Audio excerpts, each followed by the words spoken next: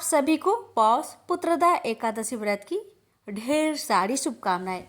आज के इस वीडियो में आप सभी श्रवण करेंगे तुलसी माता और एकादशी माता की महापुण्य फल देने वाली कथा।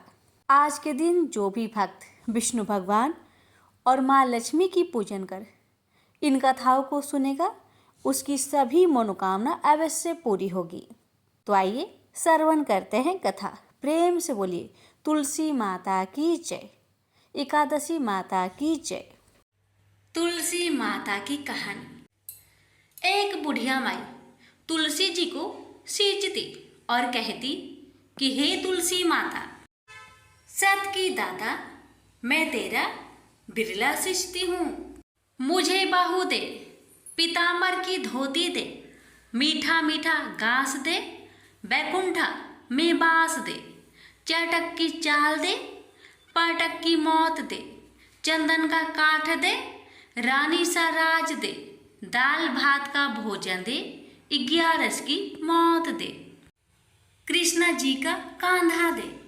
तब तुलसी माता यह सुनकर सूखने लगी तो भगवान ने पूछा कि हे तुलसी, तुम क्यों सूख रही हो?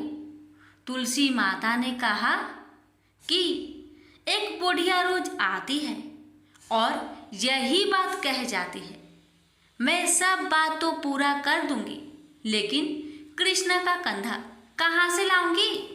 तो भगवान बोले, जब वो मरेगी तो मैं अपने आप ही कंधा देने आऊंगा, तू बुढ़िया माई से कह देना। जब बुढ़िया माई मर गई, सब लोग आ गए। जब माई को ले जाने लगे तो वह किसी से न उठी। तब भगवान एक 12 बरस के बालक का रूप धारण करके आए। बालक ने कहा, मैं कान में एक बात कहूँगा तो बुढ़िया माई उठ जाएगी।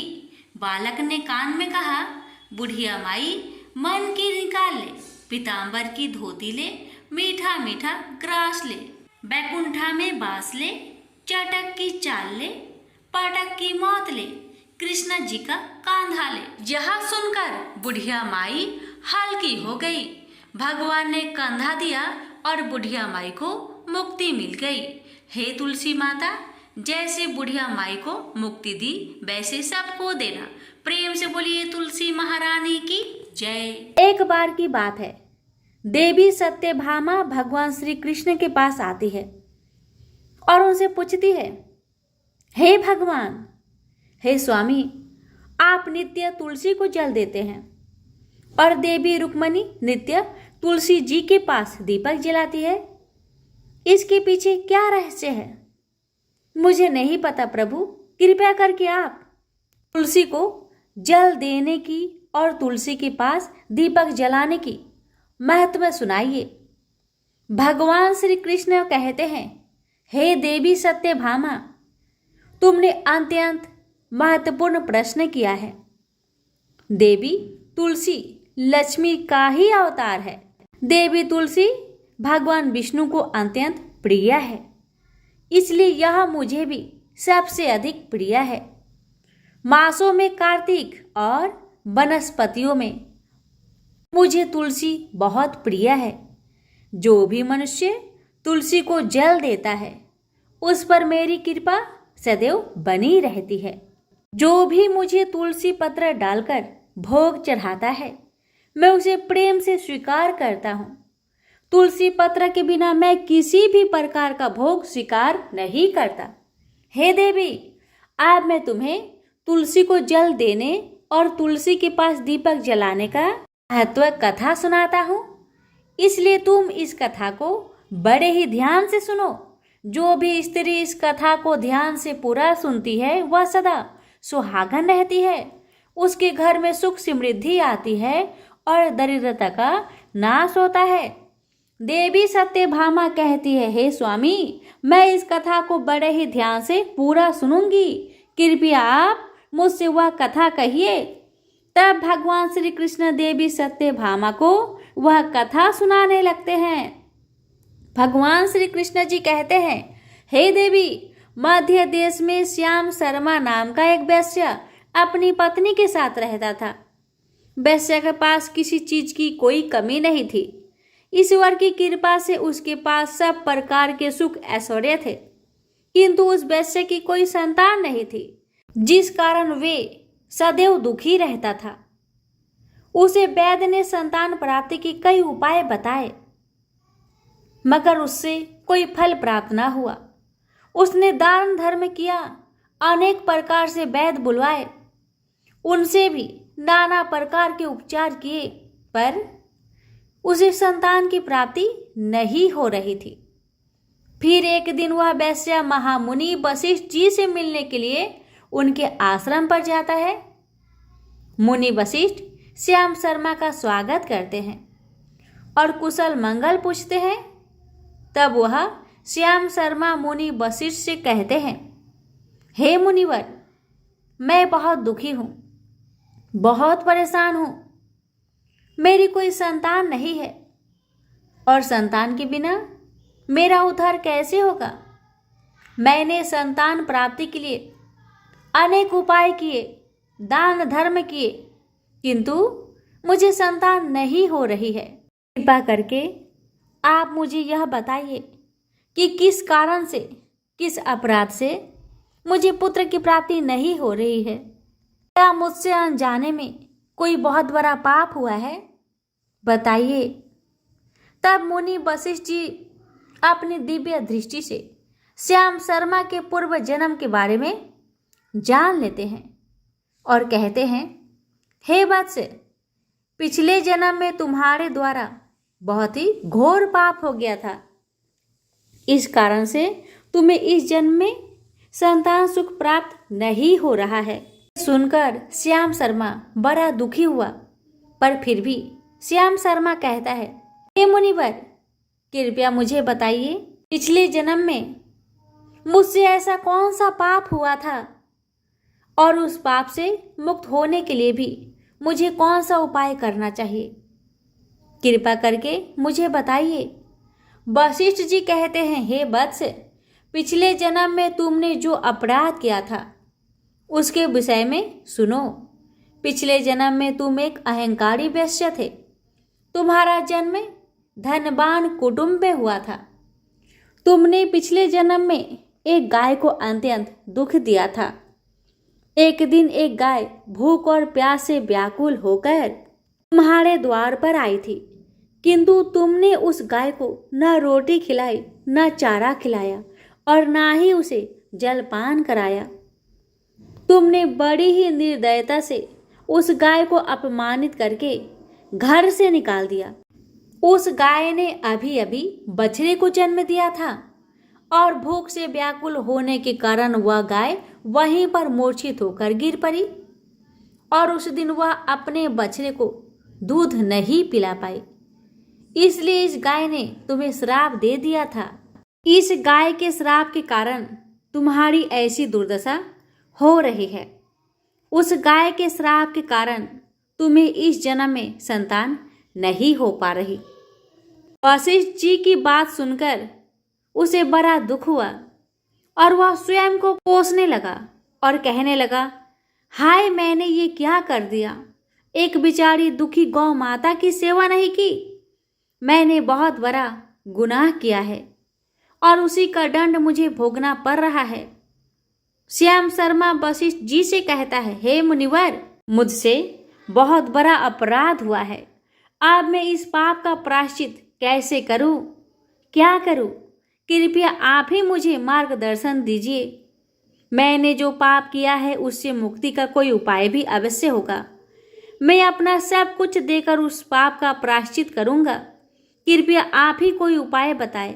मुझे संतान प्राप्ति कैसे हो सकती है, बताएं, क्योंकि शास्त्र कहते हैं पुत्र के बिना मनुष्य का उद्धार नहीं हो सकता। तब मुनि वशिष्ठ कहते हैं, हे वत्स, इस पाप का एक ही उपाय है। तुम पुत्र प्राप्ति के लिए पुत्रेष्ट यज्ञ करो। इसी यज्ञ के फलस्वरूप तुम्हें संतान की प्राप्ति होगी। इस यज्ञ को संपन्न करके तुम ब्राह्मण को भोजन कराओ, वस्त्र और गाय का दान करो, तभी तुम्हें इस पाप से मुक्ति मिलेगी। तब श्याम शर्मा वशिष्ठ जी को धन्यवाद देते हुए कहते हैं, हे मुनिवर, आपका कोटि कोटि धन्यवाद। मैं आपके कहे अनुसार अवश्य ही पुत्रेष्ट यज्ञ करूँगा और ब्राह्मणों को गायों का दान करूँगा। इतना कहकर श्याम शर्मा जल्दी से अपने घर को लौट आता है और अपनी पत्नी को सारी बात सुनाता है।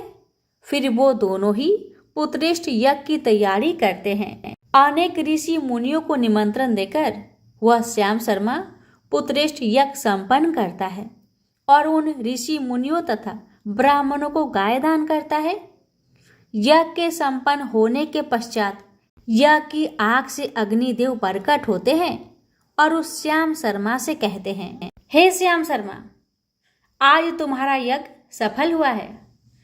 तुमने पुत्र प्राप्ति के लिए यह यज्ञ किया था, इसलिए तुम्हें मेरी कृपा से एक पुत्र की प्राप्ति होगी, किंतु तुम्हारे पुत्र की आयु केवल 18 वर्ष की ही होगी और 18 वर्ष समाप्त होने के पश्चात तुम्हारा पुत्र की मृत्यु हो जाएगी। इतना कहकर अग्निदेव अंतर्ध्यान हो जाते हैं। पुत्रेष्ट यज्ञ करके और अग्निदेव से पुत्र का वरदान प्राप्त करके वह श्याम शर्मा बहुत प्रसन्न तो हुआ, किंतु उसे बड़ा दुख भी हुआ। श्याम शर्मा ने सोचा, पुत्र न होने से अच्छा है कम आयु वाला पुत्र ही ठीक है। फिर वह पहले की तरह अपने काम में लगा रहा। कुछ ही दिनों पश्चात उसकी पत्नी ने गर्भ धारण किया। श्याम शर्मा ने पुत्र के जन्म से पूर्व किए जाने वाले सभी संस्कार किया और फिर उसे एक अत्यंत सुंदर पुत्र की प्राप्ति हुई। वह बालक बड़ा ही तेजस्वी दिखाई पड़ रहा था। श्याम शर्मा ने पुत्र के जन्म के बाद किए जाने वाले भी सभी संस्कार किया और पुत्र को गुरुकुल में शिक्षा प्रदान की। श्याम शर्मा का पुत्र जैसे जैसे बड़ा होने लगा, श्याम शर्मा को बहुत अधिक चिंता सताने लगी। फिर जब उसका पुत्र 16 वर्ष का हुआ तो श्याम शर्मा की पत्नी ने उससे कहा, अब हमें अपने पुत्र का विवाह कर देना चाहिए। हमारा पुत्र अब विवाह के योग्य हो गया है। श्याम शर्मा ने कहा, हे प्रिय, विधि के विधान के अनुसार हमारे पुत्र की आयु केवल 18 वर्ष की ही है। 18 वर्ष के पश्चात हमारे पुत्र की मृत्यु हो जाएगी, इसलिए इसका विवाह करके किसी कन्या के जीवन को बर्बाद नहीं करना चाहिए। वह तो 2 वर्षों बाद विधवा हो जाएगी, फिर उसे जीवन में अनेक कष्ट सहन करने पड़ेंगे। लेकिन श्याम शर्मा की पत्नी नहीं मानी। वह अपने पुत्र का विवाह होता देखना चाहती थी। श्याम शर्मा की पत्नी कहती है, हे नाथ, कुछ भी हो, मैं अपनी पुत्र को अविवाहित मरते हुए नहीं देख सकती। हमारे पास किस चीज की कमी है बताइए। हमारी पुत्र वधू इस संपत्ति को प्राप्त करके सुखी जीवन जी सकती है, इसलिए अब आप संकोच ना करें और हमारे पुत्र के लिए सुंदर कन्या की खोज करें। अपनी पत्नी की मन के आगे श्याम शर्मा की एक ना चली और फिर वह पुत्र के विवाह के लिए मान गया। फिर उसने पास की ही नगर में रहने वाले एक अत्यंत गरीब वैश्य की पुत्री के साथ अपने पुत्र का विवाह संपन्न किया। श्याम शर्मा की बहू का नाम सुभद्रा था। वह अत्यंत गुणवान, चरित्रवान और प्रतिव्रता नारी थी। वह अपने पति की मृत्यु के बाद को नहीं जानती थी। सुभद्रा नित्य अपने सास ससुर और अपने पति की सेवा करने लगी। वह सभी के साथ बड़े प्रेम से रहा करती थी, कभी भी बड़ों की आज्ञा का उल्लंघन नहीं करती थी। उसने अपनी मधुर वाणी और कार्य कुशलता से सभी के दिल को जीत लिया था। इस प्रकार से 2 साल बीत गए और फिर वह समय निकट आ गया जब श्याम शर्मा की पुत्र की मृत्यु होने वाली थी। श्याम शर्मा को बड़ा भय लगने लगा। फिर एक दिन उसने अपनी बहू को बुलाया और कहा, बहू, मुझे माफ कर दो, बहू, मुझे माफ कर दो। बहू कहने लगी, हे पिताश्री, आप मुझसे क्षमा क्यों मांग रहे हैं? तब श्याम शर्मा ने कहा, मैंने तुम्हारे साथ बड़ा अन्याय किया है। सुभद्रा ने कहा, हे ससुर जी, आप ऐसा क्यों कह रहे हैं? आप मुझसे क्षमा मांगकर मुझे लज्जित ना कीजिए। मैं आपसे छोटी हूँ, आपकी पुत्री के समान हूँ। कृपया आप संकोच ना करते हुए आपके मन में जो भी बात हो मुझसे कहिए, मैं आपकी आज्ञा का पालन अवश्य करूंगी। फिर श्याम शर्मा कहने लगा, हे पुत्री, तुम कल्याणी हो, तुम एक महान पतिव्रता हो, किंतु मेरे पुत्र के साथ तुम्हारा विवाह होने से पूर्व मैंने तुमसे एक बात छुपाई है। हमें पुत्र की प्राप्ति पुत्रेष्ठ यज्ञ करने के बाद हुई थी और अग्निदेव ने हमें यह कहते हुए पुत्र प्राप्ति का आशीर्वाद दिया था कि हमारे पुत्र की आयु केवल 18 वर्ष की होगी। 18 वर्ष के बाद हमारे पुत्र की मृत्यु हो जाएगी। अपने ससुर की बात सुनकर सुभद्रा ने कहा, हे ससुर जी, बस इतनी सी बात, आप चिंता न कीजिए। मैं आपको वचन देती हूँ कि आपकी पुत्र वधू मैं कभी विधवा नहीं होगी। आपके पुत्र के प्राणों की रक्षा करूंगी। आप बस मुझे एक दीपक, जल का घड़ा और एक गाय ला कर दीजिए। मेरे पति के प्राणों की रक्षा इन्हीं से होगी। सुभद्रा की बात सुनकर श्याम शर्मा को बड़ा आनंद हुआ और वह कहने लगा, हे बहू, जैसी तुम्हारी इच्छा, मैं तुम्हें वह सब लाकर देता हूँ। इतना कहकर श्याम शर्मा ने अपने बहू को वह तीनों चीज लाकर दी। फिर जब वह दिन निकट आया जिस दिन सुभद्रा के पति की मृत्यु होने वाली थी, उस दिन सुभद्रा ने सुबह उठते ही तुलसी जी को जल चढ़ाया और तुलसी जी को प्रणाम करते हुए पौधे पर एक चुनरी बांध दी और तुलसी माता से प्रार्थना करने लगी, हे माँ, मैं आपको चुनरी चढ़ा रही हूँ, कृपया अब आप ही मेरे सुहाग की रक्षा कीजिए। फिर सुबह के समय यमराज का एक दूत श्याम शर्मा के पुत्र के प्राण लेने के लिए आया। जैसे ही वह घर में प्रवेश करने लगा, तब तुलसी के पौधे ने उसे रोक दिया और कहा, हे यमदूत, इस घर में निवास करने वाली बहू ने मुझे चुनरी चढ़ाई है और इसलिए अब मैं उसके सुहाग की रक्षा कर रही हूँ। तुम इसके घर में प्रवेश नहीं कर सकते। इतना कहकर तुलसी जी ने यमराज के उस दूत को घर में जाने से रोक दिया। वह दूत भयभीत होकर सुभद्रा के पति के प्राण लिए बगैर ही यमपुरी लौट गया। यमपुरी में जाकर उसने यमराज से कहा, हे धर्मराज, मैं धरती लोक पर एक पुरुष के प्राण लेने के लिए गया था, किंतु तुलसी जी के पौधे ने मेरा रास्ता रोक लिया। उस तुलसी जी के पौधे के कारण मैं घर में प्रवेश नहीं कर पा रहा था। इस बात पर यमराज को बड़ा क्रोध आया। फिर उन्होंने अन्य 2 दूतों को बुलाया और कहा, अब तुम शाम के समय सुभद्रा के घर जाओ। जब तुलसी का पौधा सो रहा होगा, तुम उसके पति के प्राण लेकर यमलोक में चले आना। फिर शाम के समय यमराज के 2 दूत सुभद्रा के घर की ओर निकल पड़े। सुभद्रा ने शाम होते ही तुलसी जी के पास एक घी का दीपक जला दिया और उससे प्रार्थना की, हे दीपक, अब तुम ही मेरे पति की प्राणों की रक्षा करो। यम के दूत मेरे पति के प्राण लेने के लिए आ रहे हैं। अब तो फिर शाम हो गई। तुलसी जी का पौधा सो गया और यमराज के 2 दूत सुभद्रा के घर के सामने आकर खड़े हो गए और सोचने लगे, अब तो इस मनुष्य के प्राण लेकर ही यमपुरी में लौटेंगे। जैसे ही यम के दूत सुभद्रा के घर में प्रवेश करने लगे, तुलसी जी के पास लगाए हुए दीपक ने उनका रास्ता रोक दिया और कहा, हे दूतों, तुम अब इस सुभद्रा के पति के प्राण नहीं ले जा सकते। उस स्त्री ने मुझे प्रज्वलित करके, यानी दीपक को प्रज्वलित करके, अपने पति की प्राणों की रक्षा करने की प्रार्थना की है, इसलिए अब मैं उसके पति की प्राणों की रक्षा कर रहा हूँ। इसलिए तुम आज उसके पति के प्राण नहीं ले जा सकते। तुम यहीं से लौट जाओ, नहीं तो मैं सब कुछ जलाकर भस्म कर दूंगी और मेरी अग्नि में तुम दोनों भी जलकर भस्म हो जाओगे। उस पर दीपक की बात सुनकर यमराज के दूत भयभीत हो गए और फिर यमपुरी लौट गए।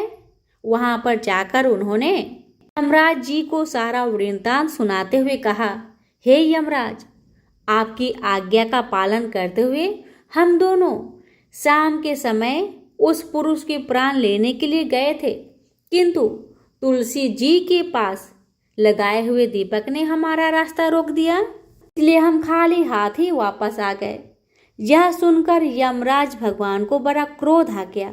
फिर उन्होंने अन्य 4 दूतों को बुलाया और कहा, अब तुम सुबह उस सुभद्रा के जागने से पहले ही जाओ और उसके पति के प्राण लेकर आओ। यमराज जी की आज्ञा पाकर दूत सुबह सुभद्रा के घर की तरफ जाने लगे, लेकिन इधर सुभद्रा ने रात को ही घर के दरवाजे के सामने जल से भरा हुआ लोटा रख दिया और उससे प्रार्थना की कि मेरे पति की रक्षा कीजिए। यम के दूत मेरे पति के प्राण लेने के लिए आ रहे हैं। अब आप ही मेरे सुहाग की रक्षा कर सकते हैं। इतना कहकर वह सुभद्रा सोने के लिए चली गई। इधर यम के दूत सुबह सुभद्रा के जागने से ही पहले उसके घर पर पहुंच गए। जैसे ही वह घर के अंदर प्रवेश करने लगे, तब उस लोटे के अंदर से भरे हुए जल ने कहा, तुम रुक जाओ, अब तुम इस घर में प्रवेश नहीं कर सकते। यह घर अब मेरी सुरक्षा में है। मैं सुभद्रा की पति के प्राण तुम्हें लेकर नहीं जाने दूंगा। अगर तुमने इस घर में प्रवेश किया तो मैं नरक की अग्नि को बुझा दूंगा, इससे सारा नरक लोक डूब जाएगा। यह सुनकर यमराज जी के दूत घबरा गए और एक दूसरे की तरफ देखकर उस स्थान से भाग गए। वे सभी यम के दूत यमराज जी के पास लौट गए और उनसे कहने लगे, हे धर्मराज जी, आपकी आज्ञा का पालन करने के लिए हम चारों सुबह सुभद्रा के जागने से पहले ही उसके पति के प्राण लेने के लिए पहुंच गए थे, किंतु सुभद्रा के घर के बाहर रखे हुए जल के लोटे ने हमारा मार्ग रोक लिया और इसी कारण से हम उसके घर में प्रवेश नहीं कर सके।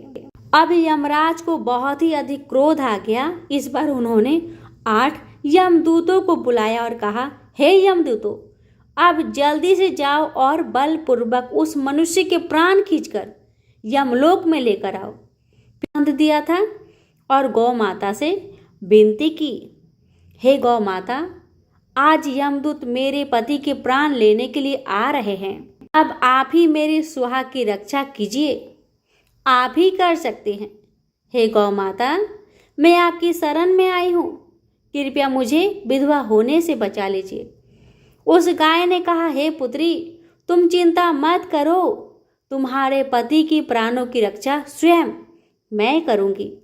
मेरे होते हुए यम के दूत तुम्हारे घर में प्रवेश नहीं कर पाएंगे, इसलिए तुम चिंता से मुक्त होकर अपने पति की सेवा करो। फिर जैसे ही वे यमदूत घर के अंदर प्रवेश करने के लिए आगे बढ़ते हैं, तब वह गाय उन्हें रोक देती है और कहती है, इस घर में तुम लोग प्रवेश नहीं कर सकते, इस घर की रक्षा मैं कर रही हूँ। मेरे रहते कोई भी इस घर के अंदर प्रवेश नहीं कर सकता। यदि तुमने घर के अंदर प्रवेश करने का कोशिश किया तो मैं तुम सभी को श्राप दे दूंगी। अगर तुम्हें इस घर के अंदर प्रवेश करना है तो पहले मेरे प्राण लेने पड़ेंगे और तुम सभी को गौ हत्या का पाप लगेगा, जिसका कोई प्रायश्चित नहीं है। वहां पर उपस्थित सभी यमदूत गाय माता की श्राप देने वाली बात को सुनकर भयभीत हो गए। वे जानते थे कि गाय के द्वारा दिए गए श्राप से कोई मुक्त नहीं कर सकता और गौ हत्या तो संसार का सबसे बड़ा अपराध है, महापाप है, जिसका कोई भी प्रायश्चित नहीं है। इसलिए वे सभी वहां से खाली हाथ लौटकर यमराज जी के पास चले गए।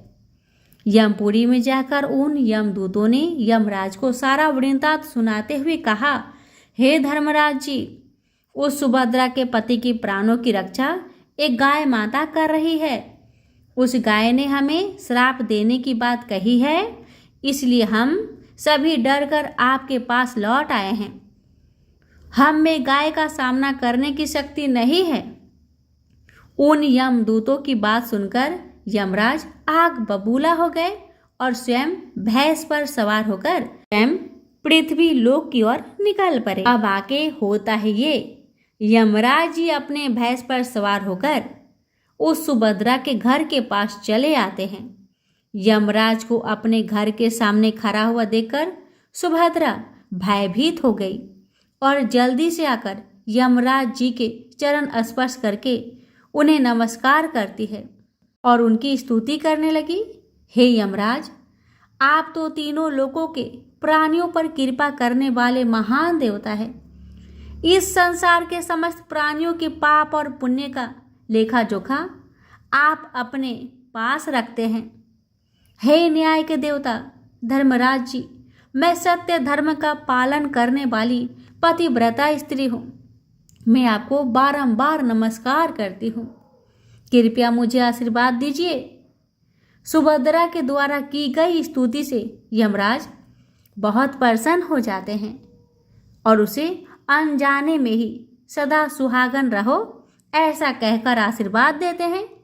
फिर जब यमराज सुभद्रा के पति के प्राण ले जाने के लिए आगे बढ़ते हैं तो सुभद्रा कहती है, हे धर्मराज, आपने अभी मुझे सदा सुहागन रहने का आशीर्वाद दिया है और अब आप मेरे पति के प्राण ले जा रहे हैं। इससे तो आपका आशीर्वाद झूठा साबित हो जाएगा। यह सुनकर धर्मराज जी रुक जाते हैं और सुभद्रा की ओर देखकर मुस्कुराने लगते हैं। सुभद्रा के निर्मल हृदय और अपने पति के प्रति समर्पण भाव को देखकर यमराज अत्यंत प्रसन्न होते हैं।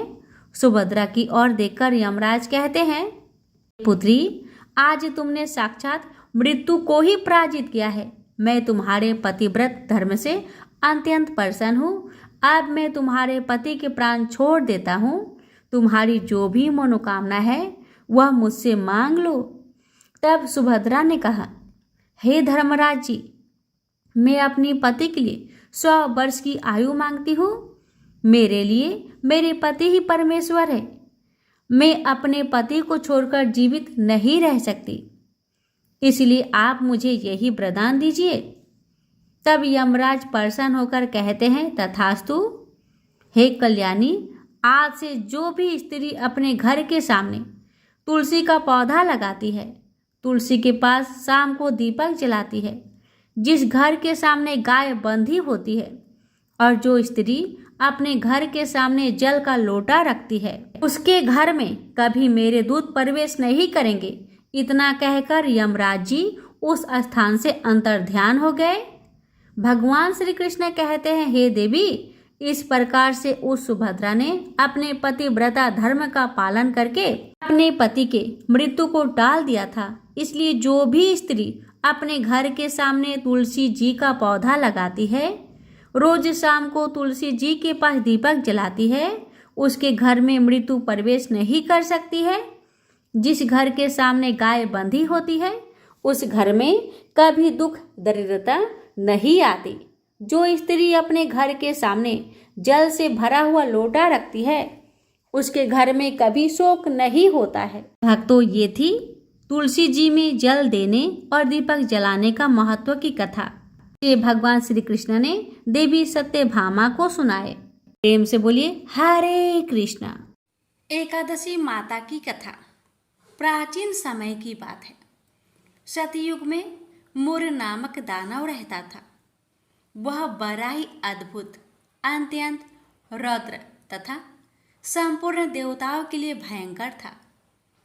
उस काल रूपधारी दुरात्मा महासुर ने इंद्र को भी जीत लिया था। संपूर्ण देवता उससे परास्त होकर स्वर्ग से निकाले जा चुके थे और शंकित तथा भयभीत होकर पृथ्वी पर विचरा करते थे। एक दिन सब देवता महादेव जी के पास गए। वहां इंद्र ने भगवान शिव के आगे सारा हाल कह सुनाया। इंद्र बोले, महेश्वर, ये देवता स्वर्ग लोक से निकाले जाने के बाद पृथ्वी पर विचर रहे हैं। मनुष्यों के बीच रहना इन्हें शोभा नहीं देता। देव, कोई उपाय बतलाइए। देवता किसका सहारा ले? महादेव जी ने कहा, देवराज, जहाँ सबको शरण देने वाले, सबकी रक्षा में तत्पर रहने वाले जगत के स्वामी भगवान गरुड़ ध्वज विराजमान हैं, वहाँ जाओ। वे तुम लोगों की रक्षा करेंगे। महादेव जी की यह बात सुनकर परम बुद्धिमान देवराज इंद्र संपूर्ण देवताओं के साथ क्षीर सागर में गए, जहां भगवान गदाधर सो रहे थे। इंद्र ने हाथ जोड़कर उनकी स्तुति की। इंद्र बोले, देवेश्वर, आपको नमस्कार है। आप ही पति, आप ही मति, आप ही कर्ता और आप ही कारण हैं। आप ही सब लोगों के माता और आप ही इस जगत के पिता हैं। देवता और दानव दोनों ही आपकी वंदना करते हैं। पुंडरीकाक्ष, आप दैत्यों के शत्रु हैं। मधुसूदन, हम लोगों की रक्षा कीजिए। प्रभो जगन्नाथ, अत्यंत उग्र स्वभाव वाले महाबली मूर नामक दैत्य ने इन संपूर्ण देवताओं को जीतकर स्वर्ग से बाहर निकाल दिया है। भगवान देवेश्वर, शरणागत वत्सल देवता भयभीत होकर आपकी शरण में आए हैं।